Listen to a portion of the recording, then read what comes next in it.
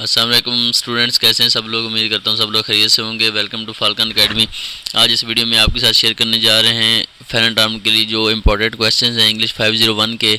तो इसमें काफ़ी जो एम क्वेश्चन आ सकते हैं फैन टर्म में इंग्लिश 501 के लिए, वो सारे इसमें कवर किए गए हैं। आप इसको रेडी कर लेंगे तो आपको उम्मीद है काफ़ी हेल्प हो जाएगी आपकी, और आपको पूरी बुक पढ़ने की भी ज़रूरत नहीं पड़ेगी। चलते हैं क्वेश्चन नंबर 1 की तरफ। क्वेश्चन नंबर 1 क्या है? Describe 3 reason because of which English not considered sophisticated language in the Renaissance period. के जो रेजोनेंस का पीरियड था उसमें इंग्लिश को क्यों इतनी ज़्यादा सोफिस्टिकेटेड के तौर पर लैंग्वेज के तौर पर कंसिडर क्यों नहीं किया जाता था, इसकी आपने 3 रीज़न बतानी है। तो ये 3-4 रीज़न मैंने लिखी हुई, आप इनको पढ़ सकते हैं। उसके बाद ये note on varieties of English, English की वेराइटीज़ भी आपने नोट लिखना है। तो ये भी आप एक अहम क्वेश्चन है, 2 नंबर का या 3 नंबर का भी क्वेश्चन ये आ सकता है। वेराइटीज़ ऑफ इंग्लिश पे आपने नोट लिखना है। उसके बाद नीचे एग्जांपल्स भी दी हुई हैं, आप वो भी देख सकते हैं। अगर 5 नंबर का क्वेश्चन आता है तो आप में उसमें वो आपके लिए एग्जांपल भी पूछ सकता है। उसके बाद आगे चलते हैं तो वो कहते हैं कि पर्शियन स्टेटस इन सब कॉन्टिनेंट की, जो पर्शियन लैंग्वेज है उसका स्टेटस क्या था जी बरसगीर में, ये आपने लिखना है। उसके बाद नेक्स्ट क्वेश्चन में चलते हैं तो आप वो कह रहे हैं कि name 5 countries where English is used as first language की, ऐसे 5 मुल्कों के नाम लिखे जहाँ इंग्लिश जो है वो फर्स्ट लैंग्वेज के तौर पर यूज़ हो रही है। तो वो मैंने काफ़ी सारे मुल्क लिखे हुए हैं, आप कोई भी एक कंट्री लिख सकते हैं। उसके बाद how vocabulary expanded in modern age के, आजकल के दौर में जो वोकेबलरी है वो किस तरह एक्सपेंड हो रही है दिन ब दिन, तो इसकी भी रीजन मैंने लिखी हुई हैं। उसके बाद वाई वोकेबलरी एक्सपेंडेड के, वोकेबलरी ये होती क्यों एक्सपेंड होती है दिन ब दिन। उसके बाद syntax of South Asian countries के, जो साउथ एशियन कंट्रीज़ हैं उनका सिंटेक्स क्या है, ये आप लिख सकते हैं। उसके बाद है जी name 5 countries through which borrowing है आर हैपन के, वो कौन सी कंट्रीज़ हैं जिनके ज़रिए ना जिनमें बोरोइंग होती है, ये जो बोरो करते हैं मुख्तलिफ ज़ुबानों से, इंग्लिश में वर्ड जैसे बोरो होते हैं। उसके बाद after World War 1 which word are considered English language words and from which language English has borrowed, कि वर्ल्ड वार 1 के बाद कौन सी वो लफ्ज़ थे जो इंग्लिश लैंग्वेज के लफ्ज़ समझे जाते थे, और कौन सी ज़ुबानों से इंग्लिश जो है वो लफ्ज़ को बारो करती थी। तो ये भी आपने लिख लेना है। बहुत अहम क्वेश्चन है ये सारे, आप इनको अच्छे से याद करें तो आपकी फाइनल टर्म की तैयारी बहुत ज़्यादा अच्छी हो जाएगी।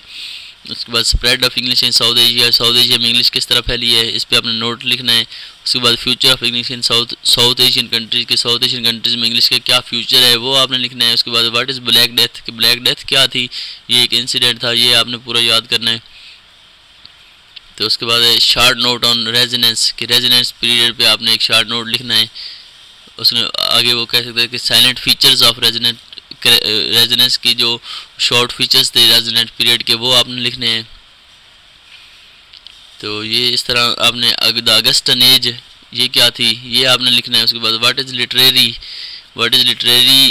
एंड नॉन लिटरेरी लैंग्वेज, के लिटरेरी और नॉन लिटरेरी लैंग्वेज क्या थी, ये इनमें क्या डिफरेंस था, ये आपने लिखना है। उसके बाद standardisation of spelling and changes in pronunciation, क्या के स्पेलिंग किस तरह चेंज हुई, ये किस तरह स्टैंडर्ड लैंग्वेज एक सामने आई, प्रोनाउंसिएशन किस तरह चेंज आई, ये आपने याद कर लेना है। उसके बाद what is the great vowel shift, कि जो ग्रेट वावल शिफ्ट हुआ था वो क्या था, ये भी एक पूरा इंसिडेंट था, ये आपने लिखना है। उसके बाद व्हाट वाज स्विफ्ट प्रपोजल, कि स्विफ्ट प्रपोजल क्या था, ये आपने याद कर लेना है। स्विफ्ट प्रपोजल ये काफ़ी अहम सवाल है। उसके बाद ग्रेडोल, ये इसकी हिस्ट्री आपने बतानी है ग्रेडोल की। उसके बाद मलकस्टर कंट्रीब्यूशन, ये मलकस्टर कंट्रीब्यूशन क्या थी, उसने क्या काम किया था। उसके बाद Labov viewpoint regional accent American, कि ये जो लेबो था इसका क्या व्यू पॉइंट था रीजनल एसेंट अमेरिकन के, रीजनल एसेंट के बारे में इसका क्या था। उसके बाद विलियम लॉफ्टन, ये क्या था, उसने क्या काम किया था। उसके बाद 3 classes of English strange words, English के जो कौन सी 3 क्लासेस हैं इंग्लिश के जो स्ट्रेंज वर्ड्स हैं उनकी 3 कौन सी क्लासेस हैं, ये आपने लिख लेनी है। उसके बाद आपने बताना है कि फ्रेंच एकेडमी क्या थी। उसके बाद एम ऑफ फ्रेंच एकेडमी क्या इसके मकासद थे। ये सारे बहुत ज़्यादा अहम सवाल हैं, उम्मीद है आपका मोस्टली पेपर इन्हीं में से आएगा। उसके बाद एन इंग्लिश एकेडमी क्या थी। इसके बाद ओल्ड आर्यन लैंग्वेज क्या थी, ओल्ड आर्यन लैंग्वेज। उसके बाद जॉन डिक्शनरी 3 क्वालिटीज़ की, जो जॉन की डिक्शनरी थी उसकी 3 क्वालिटीज़ आपने लिख लेनी है। उसके बाद Norman scribes have introduce considerable confusion, how did this do so, the answer is. ये वही बता रहे कि जो नॉर्मन है उन्होंने 3 किस्म की ना उन्होंने थोड़ी कन्फ्यूजन्स उन्होंने इंट्रोड्यूस करवाई थी और उसकी क्या वजूहत थी वो आपने लिख लेनी है। उसके बाद Chaucer pronunciation comparison with modern English pronunciation की, जो चौसर की जो प्रोनाउंसिएशन थी उसका आपने कंपैरिजन करना है कि जो मॉडर्न इंग्लिश की प्रोनाउंसिएशन है उसमें थोड़ा बहुत डिफरेंट था, लेकिन आपने उसको आपने वो करना है, कंपैरिजन दोनों को करवा देना है, सिंपल। उसके बाद आगे चलते हैं कि features of English, American English, आपने अमेरिकन बल्कि सॉरी पहले ये 2 क्वेश्चन आएंगे। Changes in the vowel sound के, वावल साउंड में चेंजेस क्या आई थी। उसके बाद आपने नीचे आ जाना है कि difference between American English and British English, difference आपने लिख लेना। उसके बाद आपने फीचर्स ऑफ अमेरिकन इंग्लिश के, क्या फीचर्स थे अमेरिकन इंग्लिश के, क्या फीचर्स ऑफ, ये 5 नंबर का क्वेश्चन आता है, तकरीबन हर पेपर में आता है, ये आपने अच्छे से याद करना है। उसके बाद with difference meaning American English and British English semantics के, अमेरिकन इंग्लिश और ब्रिटिश इंग्लिश के सिमेंटिक्स में क्या डिफरेंस था ये आपने याद कर लेना है। उसके बाद how was and still is the American English influence by the British, कि वो क्या वजूहत हैं कि जो अमेरिकन इंग्लिश है वो ब्रिटिश इंग्लिश की से इन्फ्लुएंस होती है, ये आपने लिखना है कि ब्रिटिश इंग्लिश ही क्यों स्टैंडर्ड मानी जाती है। वाई सम पिजन डाइज, के पिजन क्यों मर जाते हैं, ये 3 नंबर के क्वेश्चन है। Varieties of pidgin as an official language, के पिजन की 2-3 वैराइटीज लिखी जो कि ऑफिशियल लैंग्वेज हैं। उसके बाद right 3 to 4 lines on creole, difference between creole and pigeon, कि आपने डिफरेंस लिखना है क्रियोल और पिजन में, ये 5 नंबर के क्वेश्चन है।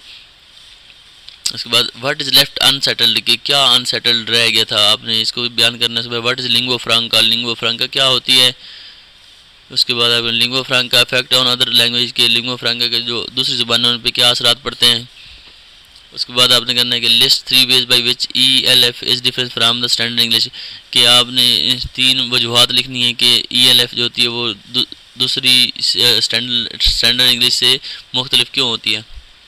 उसके बाद the effects of political and cultural power of English around the world, के जो इंग्लिश के पॉलिटिकल और कल्चरल वो हैं इफ़ेक्ट्स हैं दुनिया पे, वो आपने लिखने हैं, या रीज़न आपने लिखनी है कि इंग्लिश इमरजेंस ऑफ इंग्लिश, या इंग्लिश की जो उभरती हुई इंग्लिश की वजूहत आपने लिखनी है कि इंग्लिश क्यों इतनी ज़्यादा एक्सपेंड हो रही है। उसके बाद फ्यूचर ऑफ इंग्लिश इन 2050 के, 2050 में इंग्लिश का फ्यूचर क्या होगा, यह आपने याद कर लेना है कि आहिस्ता आहिस्ता ये किस तरह ग्रो हो रही है। उसके बाद problem produced by multiple varieties of English, कि इंग्लिश की मल्टीपल वैराइटीज़ की वजह से जो प्रॉब्लम्स आ रहे हैं वो आपने बयान करने हैं। द एम ऑफ ग्रामेरियंस की, जो ग्रामेरियंस थे उनके क्या मकासद थे वो आपने लिखने हैं। उसके बाद द इनर सर्कल क्या होता है, आउटर सर्कल क्या होता है, एक्सपेंडिंग सर्कल क्या होता है, ये सारे आपने याद कर लेने हैं। उसके बाद which social factor cause the expansion of English vocabulary in the early modern period 5 marks, कि वो कौन से सोशल फैक्टर थे जो कि इंग्लिश की वोकैबुलरी के एक्सपेंड करने के का सबब बने। व्हाट हैपन है 1851 में क्या हुआ था। उसके बाद culture varieties of Australian English के, ऑस्ट्रेलियन इंग्लिश की जो कल्चर वैराइटीज़ हैं वो उन पे आपने थोड़ा सा नोट लिख लेना है। उसके बाद है जी in Australian English vowels and pronunciation के, वावल्स और प्रोनाउंसिएशन क्या होती है ऑस्ट्रेलियन इंग्लिश में, या किस तरह होती है वो आपने ये याद कर लेना है। उसके बाद चलते हैं जी world war and their impact on English, के वर्ल्ड वार्स क्या थी और उनकी इंग्लिश लैंग्वेज पे क्या असरात पड़े थे, ये सारी वर्ल्ड वार के बारे में उसने बताया हुआ है। ये अच्छे से आपने याद कर लेना है, इसको काफ़ी अहम फाइल है ये, काफ़ी अगर आप इसको पढ़ लेंगे तो फाइनल में आपको पूरी बुक ना भी पढ़े तो चल जाएगा। एक्सपेंशन ऑफ वोकैबुलरी कंपाउंडिंग के, वोकैबुलरी किस तरह इन्हांस हुई थी। What is the alternate term used for blending, also give example, कि जो ब्लेंडिंग की जो अल्टरनेट टर्म क्या यूज़ होती थी ब्लेंडिंग के लिए, आपने इसकी एक एग्जांपल भी देनी है। डिस्क्रिप्टिव ग्रामर क्या थी और प्रिस्क्रिप्टिव ग्रामर क्या थी, ये इन दोनों पे आपने फ़र्क करना है। उसके बाद चेंजिंग ग्रामर की, ग्रामर 1500 से लेकर 1650 तक ग्रामर किस तरह चेंज हुई थी। उसके बाद टू बी फॉर्म ये क्या था, ये आपने सारा याद कर लेना। उसके बाद चेंजिंग वोकैबुलरी के, वोकैबुलरी किस तरह चेंज हुई थी टाइम के साथ साथ। उसके बाद आपने करना है कि traditional methods of word formation के जो ट्रेडिशनल मेथड है वो क्या है, ये आपने याद कर लेना है। उसके बाद RAM ROM dose stands for, ये जो मुख्तलिफ उसने टर्म्स दी हुई है इनके आपने अब्रीवेशन लिखने हैं कि इसमें क्या ये किसके लिए इस्तेमाल होते हैं। उसके बाद एक्रोनिम्स FM एंड AM क्या होता है। उसके बाद सपोर्टर्स ऑफ रेशनल साइंस के जो रेशनल साइंस थे उनके सपोर्टर कौन कौन से थे। उसके बाद 3 American English ethnic cultural varieties के, अमेरिकन की जो इंग्लिश है उनकी अब कल्चरल वैराइटीज़ 3 आपने लिखनी है। उसके बाद which dictionary were not sufficient to serve the purpose in the 19th century and why, कि वो कौन सी डिक्शनरी थी जो काफ़ी नहीं थी वो 19th सेंचुरी में, और उसकी क्या वजूहत थी कि वो क्यों काफ़ी नहीं थी। उसके बाद 3 प्रोलॉन्ग डेवलपमेंट इन इंग्लिश है, इंग्लिश की 3 प्रोलॉन्ग डेवलपमेंट आपने लिखनी है। उसके बाद English has gone through development, या इस तरह भी सवाल है कि किस तरह इंग्लिश किस तरह डेवलप हुई थी, तो ये आपने याद कर लेना है। उसके बाद क्वार्टर्स लैंग्वेज कौन सी थी, वो थी जर्मन। उसके बाद lyrics and pathos which language, कि लिरिक्स और पैथोस किस लैंग्वेज में थे, ग्रीक में थे। उसके बाद certain concern divert clerk smart word in modern English, ये आपने याद करना। एथनिक कल्चरल वैराइटीज़ कौन कौन सी हैं वो आपने याद कर लेनी है। उसके बाद पिजन ऑफिशियल लैंग्वेजेस नेम, कि जो वो कौन से पिजन लैंग्वेज है जो कि ऑफिशियल लैंग्वेज है वो उनके नाम लिखे हुए हैं। What is syntax in English language, syntax क्या होता है इंग्लिश लैंग्वेज में। उसके बाद internet about brief note and influence language from 1990, internet की लैंग्वेज कौन सी थी और इसने किस तरह लोगों को इन्फ्लुएंस किया था 90s में। उसके बाद role of internet and revolutionary character of English in 1998, कि 1998 में किस तरह इंटरनेट से रेवोल्यूशन आया था, उसने किस तरह लोगों को रेवोल्यूशनराइज किया था। उसके बाद एक्सरली वर्ब्स विद एग्जांपल, आपने 3 एग्जांपल देनी है एक्सरली वर्ब्स की, कि ये क्या होते हैं और इनकी 3 एग्जांपल आपने देनी है। उसके बाद ओरिजिन पॉइंट ऑफ पिजन, के पिजन जो है वो उसके ओरिजिन क्या था, ये आपने लिख लेना है। उसके बाद changes of words in modern English, की किस तरह वर्ड चेंज होते हैं मॉडर्न इंग्लिश में। उसके बाद how English development 19th century, 19वीं सदी में इंग्लिश किस तरह डेवलप हुई, आपने ये लिख लेना है। उसके बाद Shakespeare words in modern English, के शेक्सपियर वर्ड्स क्या थे मॉडर्न इंग्लिश में।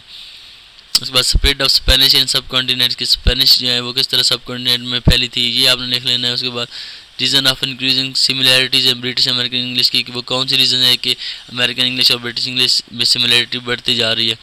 उसके बाद list 5 words of daily use with silent ending और बिगिनिंग, कि आपने 3 लफ्ज़ ऐसे लिखने जो कि डेली लाइफ में यूज़ होते हैं जिनकी या तो बिगिनिंग है वो साइलेंट हो या जो उनकी एंडिंग है वो साइलेंट हो। उसके बाद हिस्टोरिकल इवेंट ऑफ 1500 से लेकर 1650 तक जो हिस्टोरिकल इवेंट्स थे वो आपने उनको इनलिस्ट कर लेना है। ये 5 नंबर का क्वेश्चन आ सकता है आपकी तरफ। उम्मीद है आपकी इस फाइल से आपकी काफ़ी हेल्प हो जाएगी। कोशिश करें कि इस फाइल को आप अच्छे से याद कर लें तो आपका मोस्टली पेपर इसमें से आएगा। अपना ख्याल रखिएगा, दुआ में याद रखें। अल्लाह हाफिज़।